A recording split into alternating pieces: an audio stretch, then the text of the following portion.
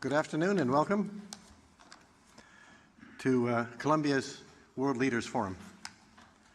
I'm John Coatsworth, Provost of the University, and I'm honored to welcome Andrej Plenkovic, Prime Minister of the Republic of Croatia, for a talk on a very timely topic, the future of Europe, a Croatian perspective.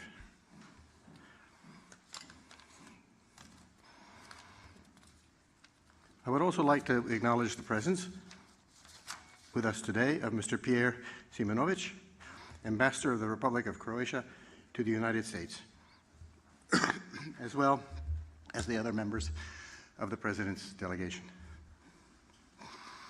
I would also like to thank Columbia's Global Policy Initiative for co-sponsoring this event and acknowledge the presence of its director, University Professor Michael Doyle.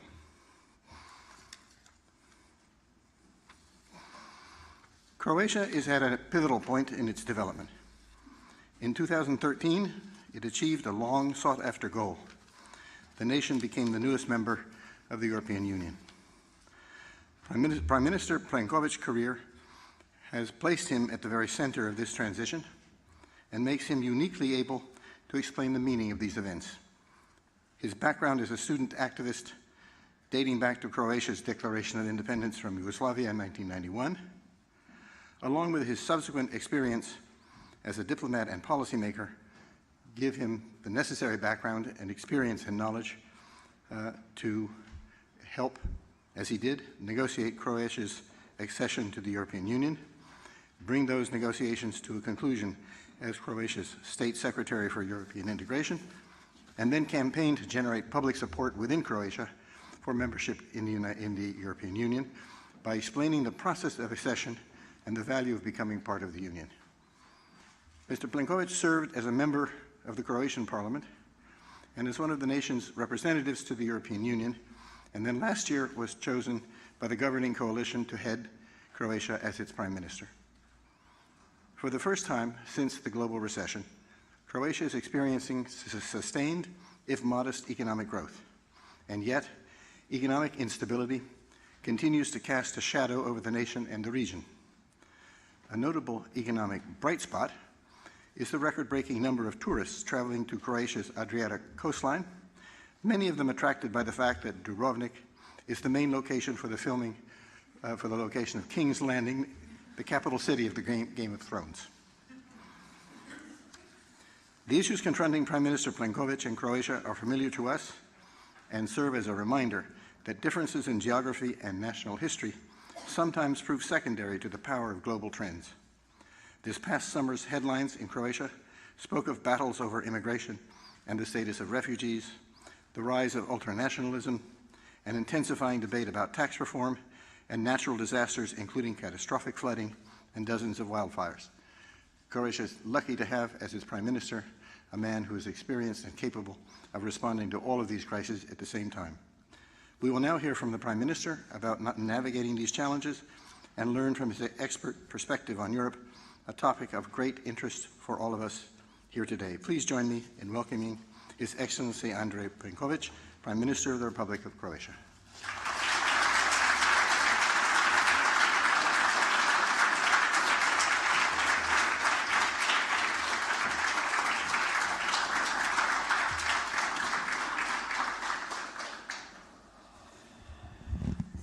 Good afternoon, everybody, and thanks a lot, Rector, for this really more than pertinent introduction into my speech. And let me first of all extend my apologies for being late 15 minutes, but we had several commitments, as you can imagine, during the United Nations General Assembly, whether these are bilateral meetings or special events, but the traffic certainly has been not an ally, so to say, in last few days. I would like to speak to you here at the Columbia University at this forum where some of my predecessors have spoken as well about Croatian perspective on the future of the European Union. You will know that we have been a member only for 4 years and 3 months, and that we joined the Union where some of the scholars told us just before we're joining, like, You're as if you are entering into a party very late at night, early hours when people are already a little bit tipsy and leaving home. This was a comment by actually Niall Ferguson when I spoke to him when he was in Croatia a couple of years ago, and a few years later we're in, and his own country is actually on the way out. So this is a bit of a paradox, as you could see. A few months ago in Rome, we all celebrated the 60th anniversary of the European Union. It should have been really a moment of new enthusiasm, new encouragement, and reinvigorating the spirit of the founding fathers who signed the Rome Treaty in 1957.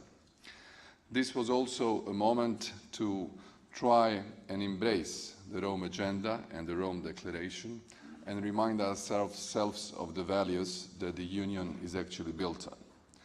And these values are indeed peace, democracy, freedom, rule of law, market economy. I would say that even today, with all the difficulties that we observe around the globe, are similar to the European Union just as they are for the rest of the world. Indeed, these internal challenges and global challenges in the altered world of communication, where everybody is communicating with everyone instantly, sometimes with arguments, often without arguments, is creating a job for those who run the European organization and the European Union, more demanding than it was ever before. The European Commission, who has this role of being not only a guardian of the treaties, but the initiator of further integration, has come up with several scenarios in their paper several months ago. And this paper and its validity is still a topic that is widely discussed in the number of member states and in the various fora of our EU institutions. You know the scenarios, whether we should carry on as we used to so far, whether the European Union should go back to the single market and nothing else, whether we should adopt a scenario where those who would like to do more actually do more, or should we do less in a more efficient manner, or should we do much more together? These 5 scenarios, none of them is exclusive. And even in the words of the Commission President, who had the State of the Union address last week in Strasbourg at the plenary session, he actually proposed a 6th scenario. I've been saying all along that we need to do a mixture of those scenarios because the optics of member states is not that much aligned as it was, let's say, 20, 25 years ago, or in 2004 when we had the biggest enlargement of the group. What we need is a sense of realism and a dose of optimism for the project to succeed and for the project to be as attractive as it was before, and also a model for regional organizations across the globe. This power of attraction of the Union serves as an instrument for transformation of those who would like to be the part of the club. Indeed, from my point of view and my country's point of view, the two-speed Europe is a fact. It is certainly a reality. Croatia is a very clear example how it tries to become ever closer in the narrow circle of the European Union's integration. We have 2 steps which are ahead of us, which are 2 overarching processes and reforms which will strengthen our belonging to the European project. One is to join the Schengen area, as you know, an area of free movement, which has, due to the refugee and migration crisis, gone through a certain crisis itself, because it has been an unprecedented situation that due to the changes in and war and poverty and conflicts and migration flows in Middle East and Africa, that not only border controls have been re-established among the member states, but that actually physical barriers and wires have been instated on some borders. Very few people would have anticipated and envisaged such a scenario in the European project, where the freedom of movement was one of the not only main liberties, but one of the greatest achievements of the project. From that point of view, besides Schengen, Croatia has another goal to attain, and that is to join the Eurozone. Europe is not anymore an à la carte project. When we wanted to join, there was not an option or an opt-out. When we signed the accession treaty back in 2011, we agreed to fulfill the criteria for Schengen, and we agreed to fulfill the criteria for the Eurozone. In a few weeks from today, we will be launching a campaign for the Eurozone accession. It is an exercise we are doing between the government and the Croatian National Bank.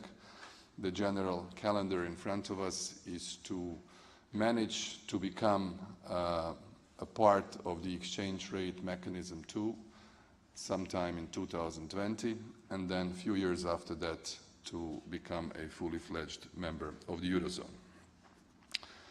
What are my main points for the European Union process in the future? What are the three elements which I would like to see strengthened or improved?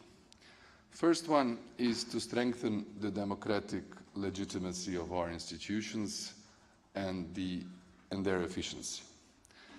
This is, I guess, some part of the failure that I will refer later on to, and that is a series of unsuccessful referenda on various EU issues in many of the member states of the EU. Second is to ensure better results of the redistributive power of the EU's budgets and the impact of our common policies on a concrete daily life of every European citizen.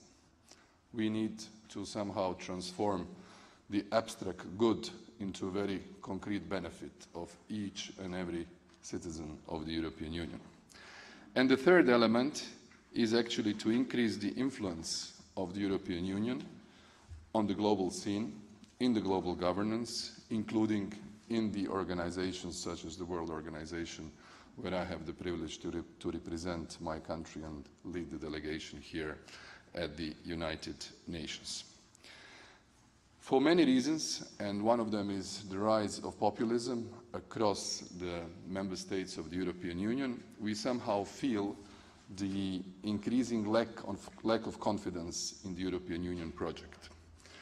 I became fully aware of this phenomena in 2014 during the European Parliament's elections. I think it had two features, these European Parliament's elections, despite the fact that my own political family, which is the European People's Party, and I'm the president of the Croatian Democratic Union as a member of this family, managed to win those elections, to have our representative as a president of the Commission, to have our representative as a president of the European Council, to have our representative now as the president of the European Parliament, and had all three major institutions.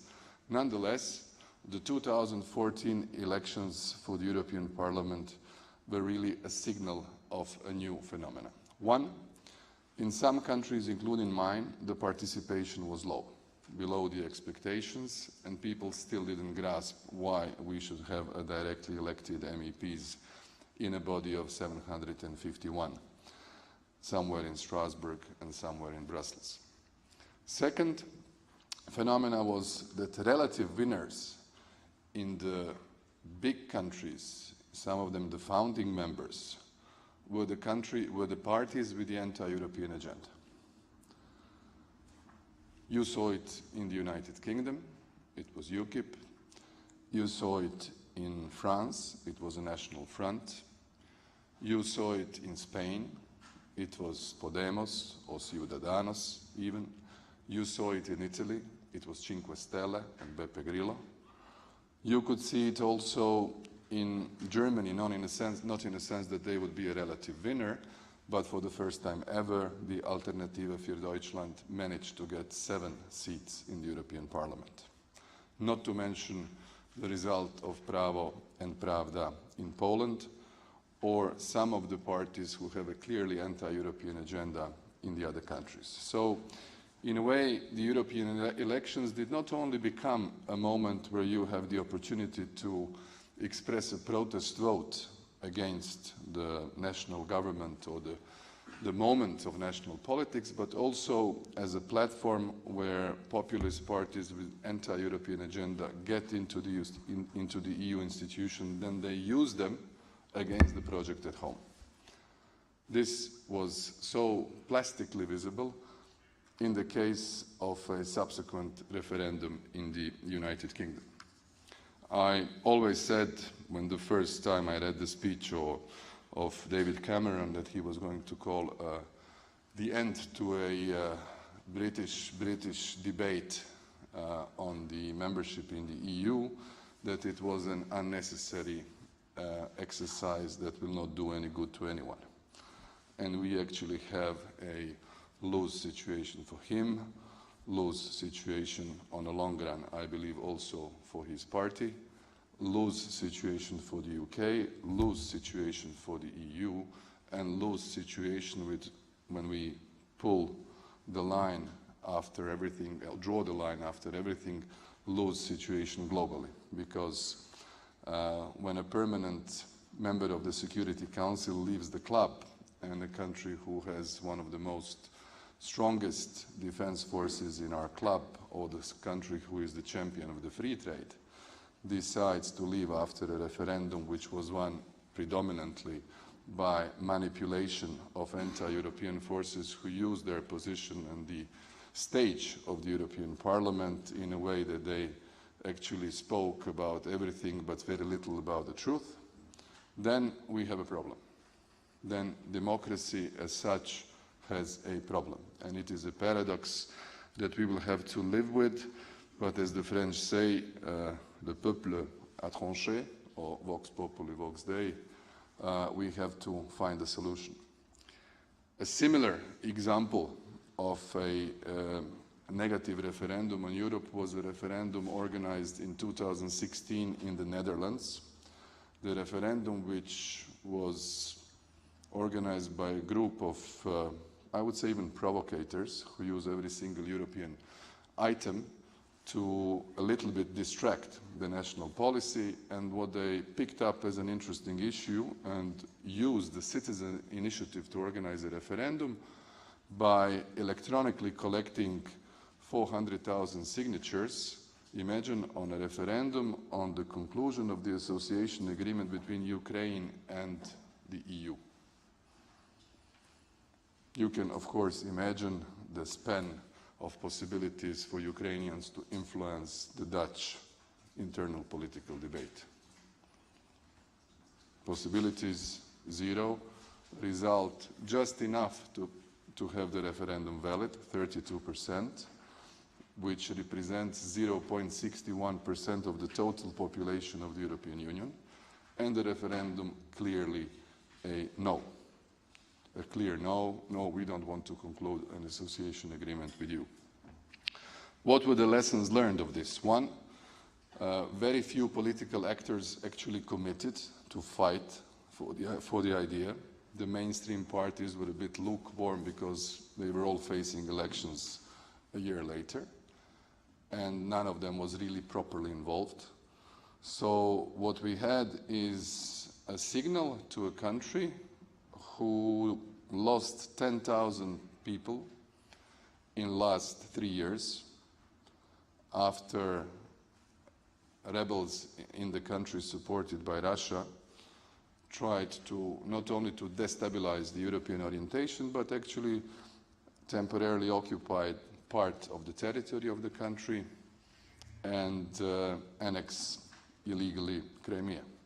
So you send a message to a country where 10,000 people have died with European flags in Maidan, we want to join the EU, and then few provocators in the Netherlands say, oh no, no, no, we don't want you.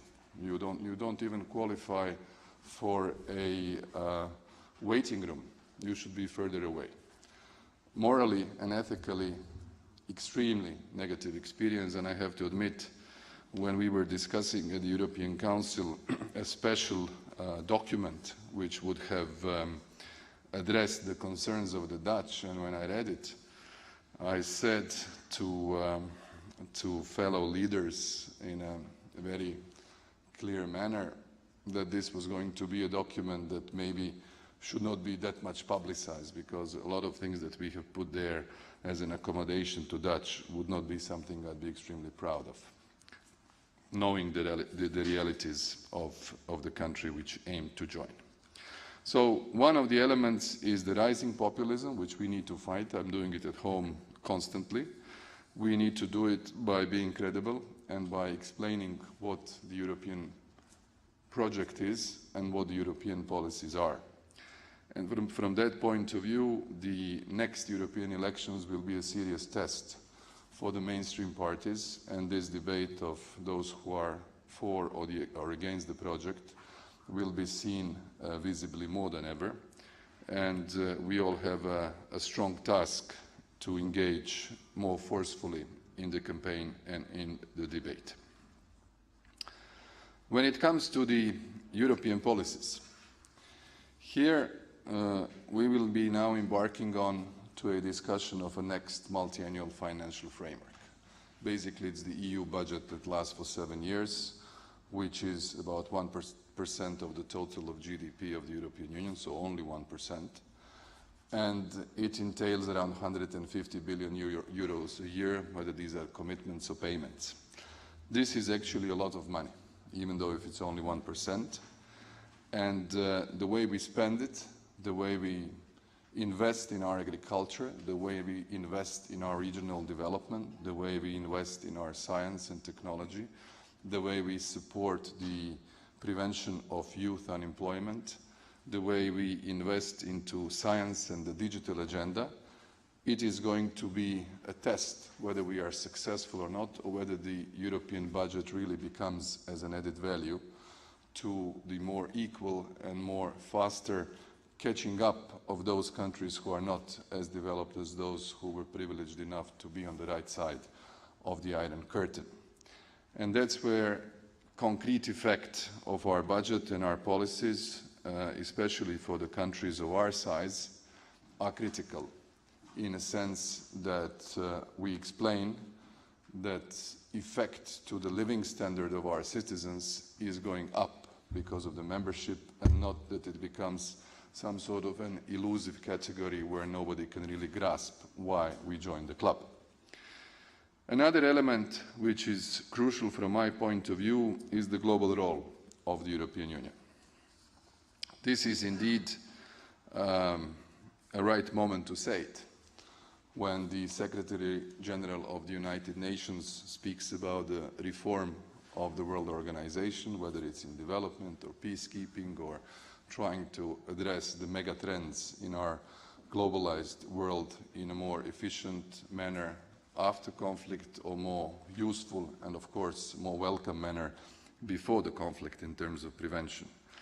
The European Union can do quite a lot. It is becoming also gradually, but especially after we have absorbed the Western European Union, it is becoming a collective defense organization. There is no real properly copy-paste automatism in terms of Article 5 of the Washington Treaty, but it is certainly a direction where the project is going. So from that point of view, the Union, which has strong foreign policy of member states, should be a bit more cohesive altogether, especially in the crisis situations. Second, it should use its leverage in the defense industry in a manner where we are more compatible with each other, and where our spending up to the 2% is not spent in a way where we are only fulfilling the obligations to have a basic or stationed forces, but forces which are interoperable, quick to react, and complementary with other organizations. A foreign policy which would certainly draw on the large pool of the development aid that the Union is doing. We are the largest donor in the world. Actually, our Croatian commissioner in this composition of the European Commission is in charge of the development policy. We should use our trade arm, which is perhaps the strongest because that's how the project started 60 years ago. We should use all other elements of our policies which have the foreign element, and then in a comprehensive manner be a partner which is recognized by all other critical actors globally, and a partner that really makes the difference. And I feel, having been also Vice Chair of the European Parliament's Foreign Affairs Committee, that we've really gone a long way compared to where we were, let's say, 20, 25 years ago. There are quite a few people, at least from the Croatian delegation here, who expected a lot by the EU back when our country was a victim of, at the time, aggression of the Grand Serbian Milosevic regime, and when we expected the EU will somehow, with all these nice blue flags and 12 golden stars, act immediately, stop the war, help us, and everything will be okay. But the tools weren't there. They simply weren't in place. A different issue whether there was a sufficient political will, but even if there would have been a will, the tools were not in place. Now we have the tools, we have the lessons learned, and I think we have more space to be a credible international actor, where a contribution of the bigger states, medium-sized states, and the smaller states can be combined to an extent that our foreign activities are seen as a policy of a European Union that primarily stands firmly behind the values, that it has instruments and the budget to back up these values and these policies. This is how we become a relevant partner on the global scene. And this is the line that my government is taking within the internal debates of the club.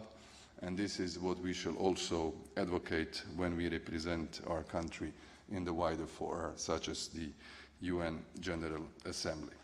I very much agree with President Juncker, who said Europe was not to make stand still, it should move on.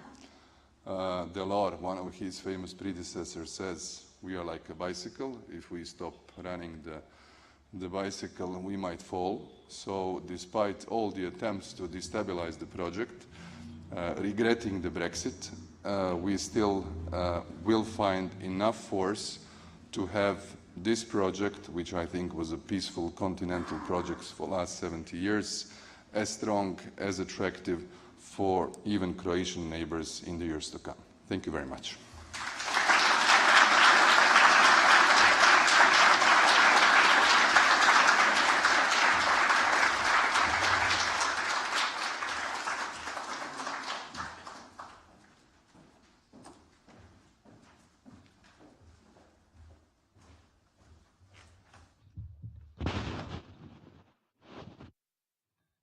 Thank you for your thought-provoking comments, Mr. Prime Minister. And now I open the floor for discussion.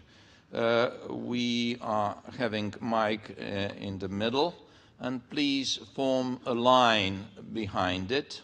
Please bring it back. Right? And while the line of interested to ask a question is being formed, let me break the ice with the first question. You ended your presentation by saying that Europe was not made to stand still, but it was also not made to shrink, but to enlarge. And for the first time in history, we have a shrinking EU. So what do you think? What are the chances for EU enlargement after Brexit?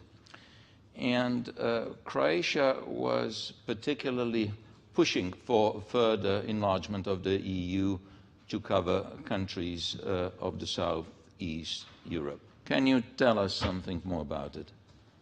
First of all, Ivan, thank you. Probably not very many people in the audience know that I used to be the chef de cabinet when I was 25, when Ivan was a deputy foreign minister. in Croatia, so we have a long history together, and I'm very happy he has been one of our highest position diplomats in the system of the United Nations. Andrew Duff, who is a British liberal, who was an MEP, very experienced and very prolific in terms of writing, said that for many years the European Union was devising a parking position which would be something close to membership but never proper membership for Turkey, and told me privately that somehow I fear if the referendum is organized that this parking lot might end up being a lot for my own country. So he anticipated the shrinking several years ago. To be very open, there are very few countries now who are strongly and openly advocating swift enlargements. The mood is simply not there. Somehow the digestion of the enlargements of 2004, which was the 10, then 2007, Bulgaria and Romania, and eventually Croatia 2013, is still very much of a process. The economic crisis, the perennial institutional debate, deepening, widening, the I would say crisis of the Schengen zone, at a certain point crisis of the Eurozone, rise of the populism, rise of the extreme parties, has shed a bit of a fear in the mainstream of the political parties of the key member states who always drive the processes, whether we who are a bit medium or smaller size like it or not, to be the strong advocates of the enlargement. We, on the other hand, since we are the latecomer to the club, understand the importance of the process. And saying openly to countries who wish to join, no way you will enter during my watch, which is 5 years mandate of the Commission or the Parliament, is, in my view, more dissuasive than encouraging. So I think we should, as a polity, be a little bit more careful in calibrating the language. There are some countries, and the closest one, of course, is Montenegro, which is Croatia's neighbor. They are doing fine. Serbia is making a lot of efforts. Some other countries of the region are doing a lot of efforts. But I still believe that any swift enlargement is simply not in sight. It will be a carefully guided process based on all sorts of lessons learned of the previous enlargements, but predominantly the current mood in the publics and the key political parties of the EU. I thank you very much. I would be tempted to ask you more questions, including about Ukraine, on which you know a lot, but we have a queue formed here, and I don't want to keep you waiting, so can we start with the first group of questions? Before asking a question, would you kindly introduce yourself, mention institution you are affiliated with? So let us start. Good afternoon, Mr. Prime Minister. Thank you for being here. My name is Michael Rovner. I'm an undergraduate at the School of General Studies here at Columbia. And I wanted to ask you, I've heard from some Europeans who believe that European Union policy is primarily driven by a few countries for their benefit, and these said countries have special privileges within the European Union that don't extend to all the countries. So I was wondering if this is true, what can be done to change this, and if this is not true, what can be done to combat this false perspective? Thank you. I thank you very much. Let's take a couple of questions and then give a chance to Prime Minister, please. And knowing that unfortunately we do not have much time, be kind and ask just one question and be focused and to the point, please. Sure. Good afternoon, Prime Minister. My name is Liu Qingyu, and I'm from China, and I am a School of International and Public Affairs first-year student. And my question is that you seem to be a huge advocate of the integrated policy of the European Union. So do you believe a very uniform or centered policy will help your country? Because your country's situation is different from many others, like Germany and France, which are highly developed. So my question is like this: or you believe a flexible approach will be better? Thank you. I thank you. Thank you, Prime Minister, for your very eloquent speech. My name is Edgar Elliott from a sophomore at Columbia College. And my question concerns Croatia's entry to Schengen. Considering the EU usually demands that a nation solves any territorial disputes that it may be involved in before being admitted to the body, and yet there is an ongoing international territorial dispute between Slovenia and Croatia, does this necessarily prevent Croatian entry to Schengen? And if not, what sort of message does this send to other countries attempting to join Schengen with respect to the credibility of the body itself and the practical question of the exact demarcation of the border? Thanks very much. Thank you very much. Let's take one last question and then give the floor to Prime Minister. Yes. Thank you, Mr. Prime Minister, again. I am Robert Willard. I am a sophomore in the Columbia College. I had the chance this summer to pass some time in the Balkans. Unfortunately, I was in Croatia studying migration, perceptions of migration, and the refugee crisis. And I'm interested, you know, Croatia is on the route, on the way through Southeast Europe to countries like Germany, and there were some concerns over closed borders, open borders, and what initiatives Croatia should take to accepting refugees and migrants, and I'd be interested to hear what perspectives you have on that. I thank you very much. Back to Prime Minister. Thank you, Ivan. Thank you for all the 4 questions which you have put. The first one, whether the EU serves only a few countries or it serves the whole club. Well, I deliberately, when I came to the European Parliament, wanted to join the Budgets Committee. When you join the Budgets Committee, then you look at the numbers. When you look at the numbers, then you can only properly see what are the real priorities of the organization, company, civil society organization, or even university. And these numbers are revealing, because out of 28 countries, 10 countries contribute to the 80% of the budget. 80% of the budget. Those who contribute a lot, of course, are those who are economically most developed or biggest by size, and through a very developed system do finance the majority of the operations. Thus, their influence, also in terms of votes in the Council, is pondered by their leverage, in a way.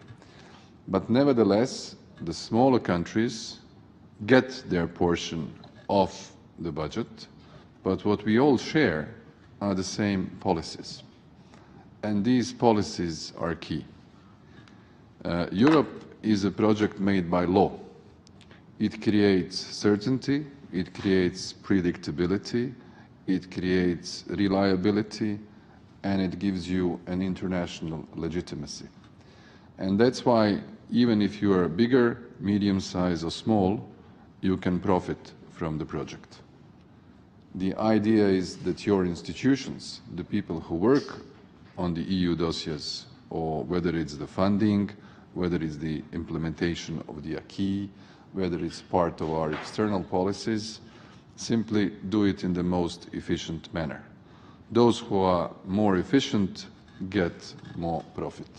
I would say that's the only rule. I wouldn't say there are those who are privileged and that the project was only intended for the few of the 28.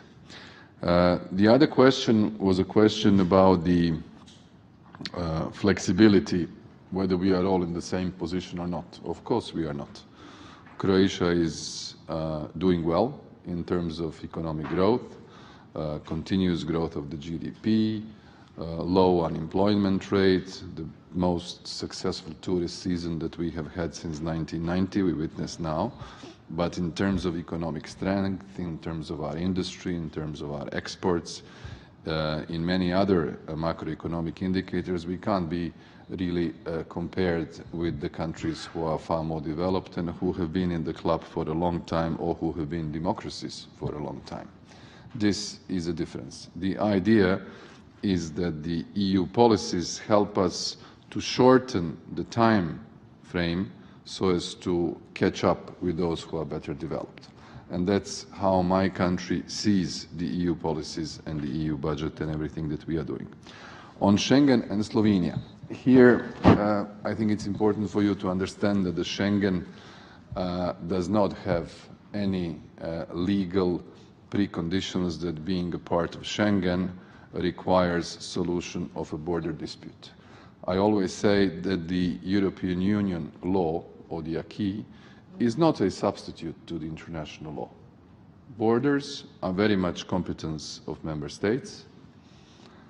It would be excellent if all borders would be solved, but I have never witnessed that the work of a Belgian-Dutch commission on the demarcation of their border, which is now being active for about 100 years, has reached the table of the College of the Commissioners, the table of me at the European Council, or even any committee of the European Parliament.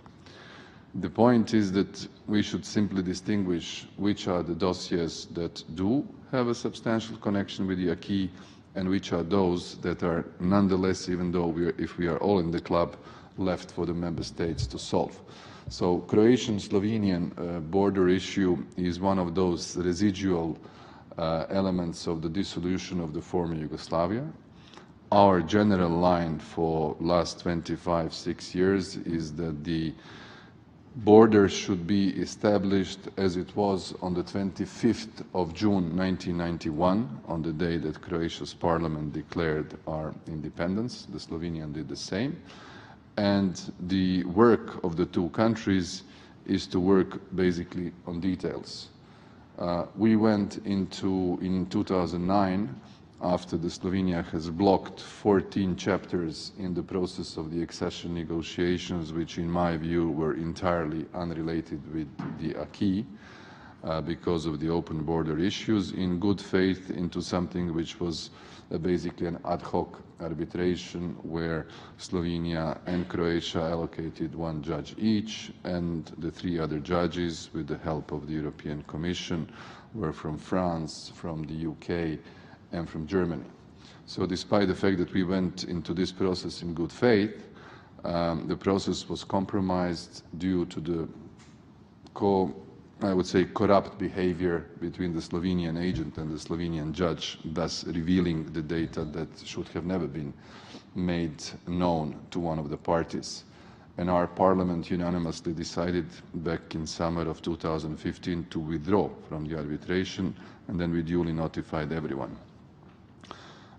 As a lawyer, I would have thought that the arbiters, if they are deciding on a case where one party decides to leave, should have said immediately, well, what are we going to do? How can we continue a process where one of the parties is not participating?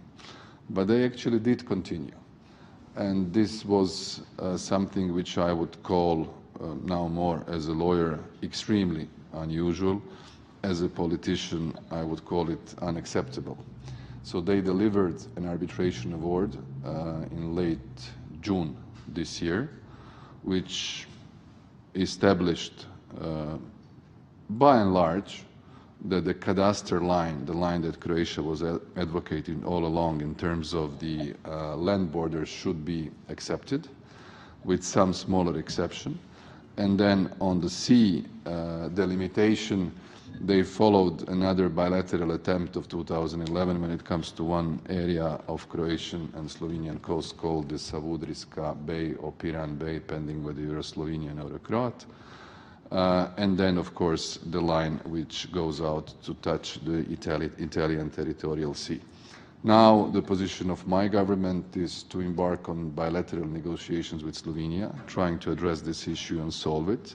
Slovenia, on the other hand, would like to implement the award. So it will require a lot of maturity, a lot of skill, both political courage and diplomatic skill, to find a solution that would put behind us an issue that has, by and large, unduly burdened otherwise very good relationship that we have between Croatia and Slovenia.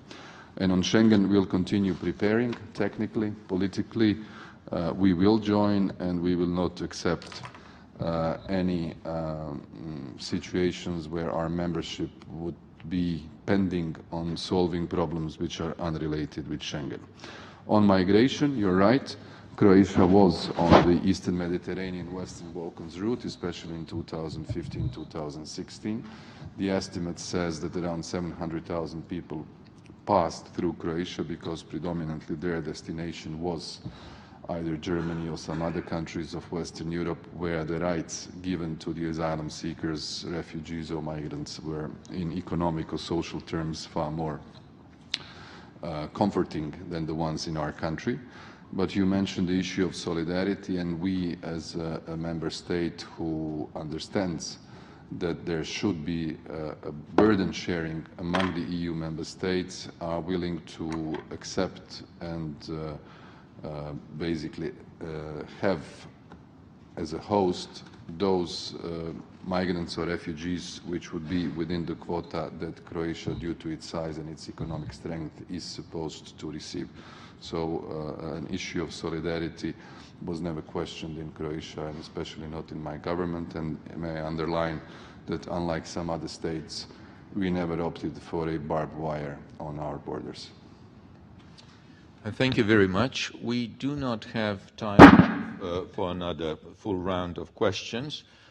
Only if questions can be telegraphic and if you want to expose yourself to such a challenge that answers are very short. Okay, please be quick.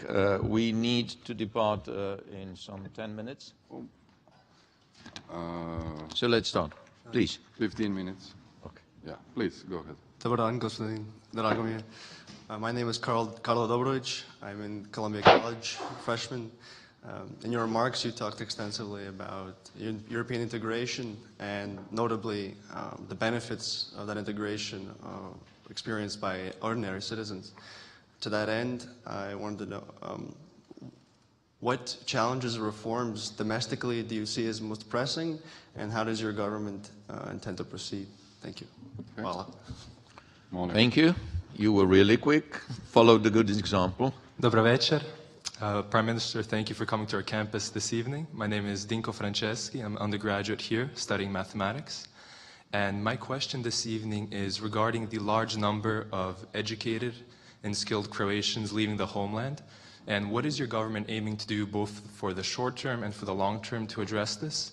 And do you think that this is unavoidable with Croatia being in the EU? Thank you. Thank you. Dobro večer. My name is Tina Vešković. I'm a graduate student from Croatia at the School of Applied Sciences. And I was hoping to hear your thoughts on the role of the United States in the future of the European Union, especially in light of the ever closer union which you were discussing, and in light of the skepticism that has surfaced with the new administration in the US. Thank you. Thank you. Hello, Mr. President. My name is Dominic Caramarco. I'm from the SPS of Columbia, and I'm a visiting undergraduate from Germany. And I have a question regarding the introduction of the euro currency you just mentioned in your speech. It is required that you lower your national debt to 60%. As of now, it is like 84% of your GDP. And I would like to ask how you try to convince the Croatian citizens to accept that introduction, considering the measures necessary to lower national debt. Thank you. Last question. Hello, Mr. Prime Minister. My name is Ricardo Taveras. I'm a student at the School of Professional Studies as well. I've heard from some Croatians that there has been some efforts to blackmailing from Slovenia and Hungary. And I was wondering, what was your opinion on it? Is it true? And if it is, what has been your government's response to it? I thank you very much. Back to you, Prime Minister. Okay. Well, there was a question on the domestic reforms. That would require another occasion with an entirely different subject as an introduction. But if I may say that the ambition of my government is really to, after really a while, embark on serious structural reforms that Croatian society and Croatian institutions require. That would not only touch the reform of the state administration, the reform of judiciary, the reform of our health system, our pension system, the reform of our educational system. It would require the full implementation of the document which we call the National Programme of Reforms, which is an annual document that we adopt normally in spring. And then through a concept called European Semester and the Annual Growth Survey, we are carefully monitored and watched by the Commission whether we are attaining these objectives. This is a task of each and every minister. This is an ambition that we all share, and this is what we have been elected for, to undertake those reforms from the period of 2016 until 2020, when Croatia will actually have for the first time the opportunity to chair and be the president of the Council of the European Union. When it came to the question on the United States' role in the European Union's policies, we have seen, and even every month we see it, an evolutionary process in terms of general approach to the international relations and foreign policy and multilateralism by the administration of President Trump. I said yesterday for the Croatian media that for me his speech was something that I was expecting, where he still maintained the America first and even encouraged all of us to say Croatia first, or Slovenia first, or Hungary first.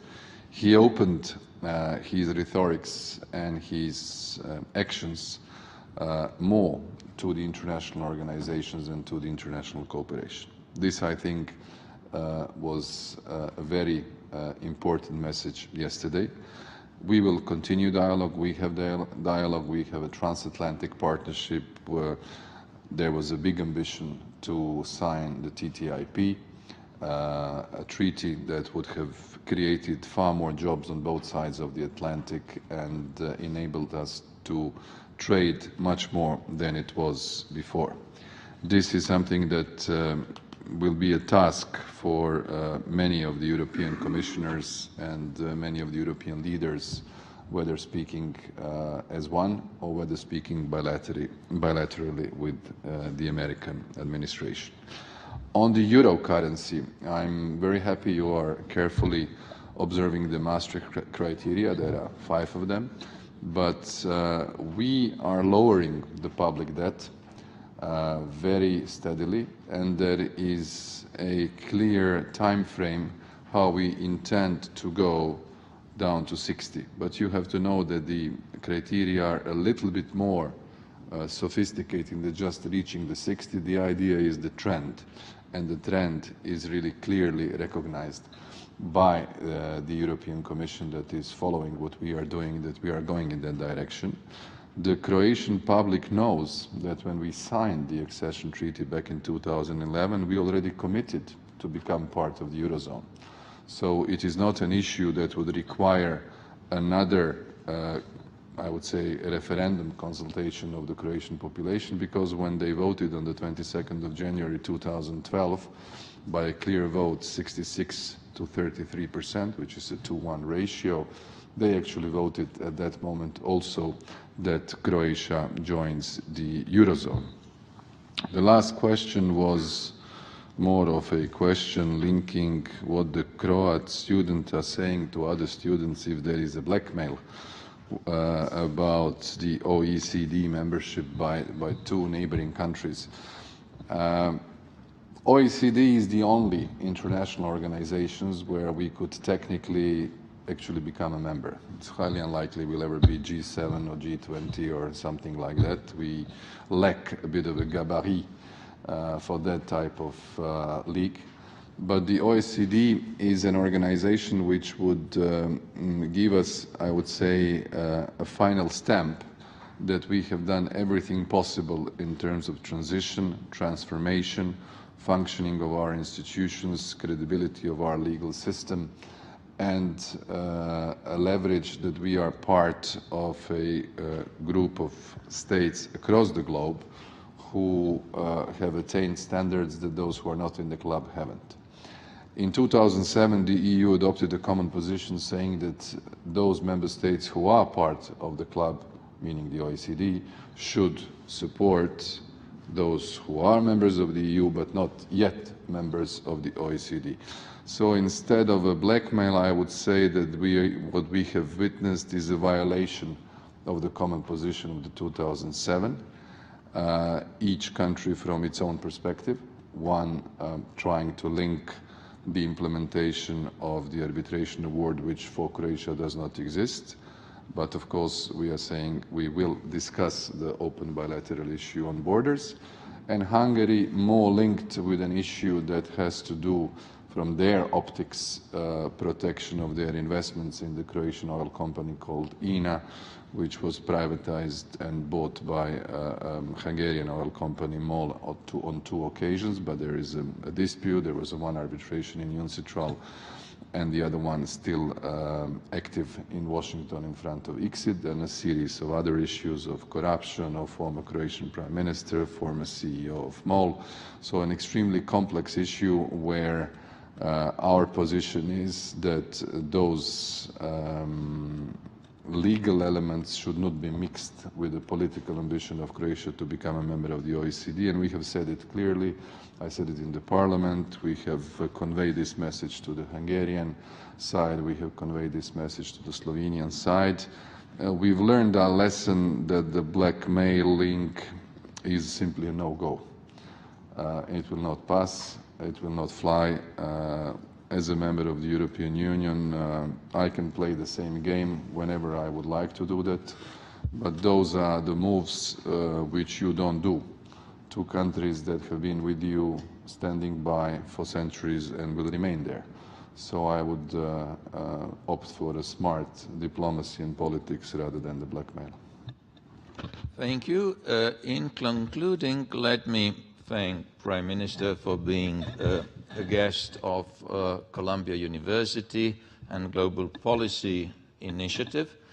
I would also like to say that you have clearly reflected that European dream is not only good for Europe, but it's good for the world as well. So good luck to the EU, good luck to Croatia, good luck to you personally in pursuing this dream. You were late, but you stayed longer and answered all questions, so you do deserve I forgot one. an applause. Now I realized.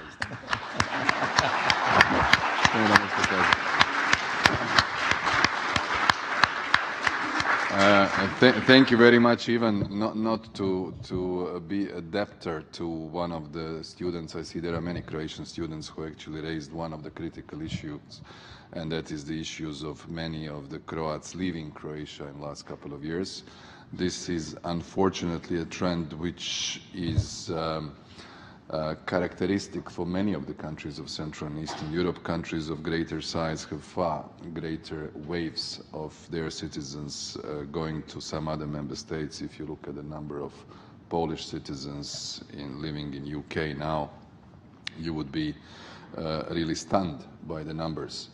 I remember when I was working in Paris back in 2005, there was a referendum at the time on the constitutional treaty, and that's where the referenda started to go wrong, one in France and one in Netherlands, and we never ever recovered on a national level on the EU issue, so everybody now is trying to avoid any referendum, if possible, on the EU. But there was this story of the Polish plumber, that all the plumbers in France would lose their jobs because there would be a plombier polonais flying in large numbers with every charter flight from Wrocław, Krakow, Warsaw, Gdańsk. It is true, quite a few Croatians in the last couple of years, not only in this year, have tried to see if they can find a better job or better living in the countries of Western Europe. It is not a trend that we are happy about. It is a task, an extra task for us to create conditions where our young and our families and young families could find their job in Croatia, have a sustainable income so as to rent or eventually build or buy a house, have a proper job, form a family and stay there.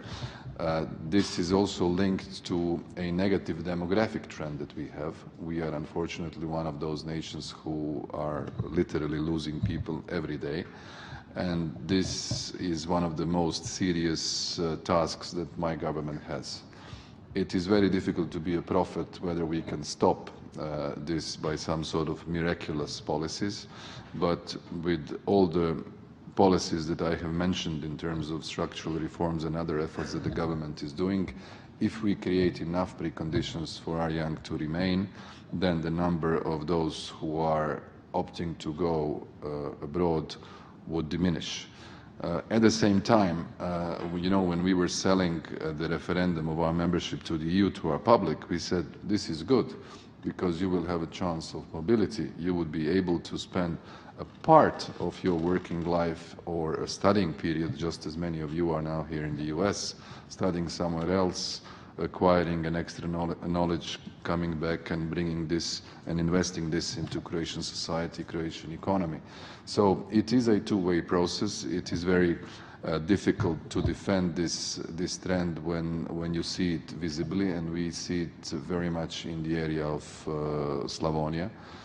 It's an area that was very much affected by war, very much an agricultural part, but still the policies of my government are oriented to invest into that part of Croatia so as to prevent greater flow of migration of our young and unemployed sometimes.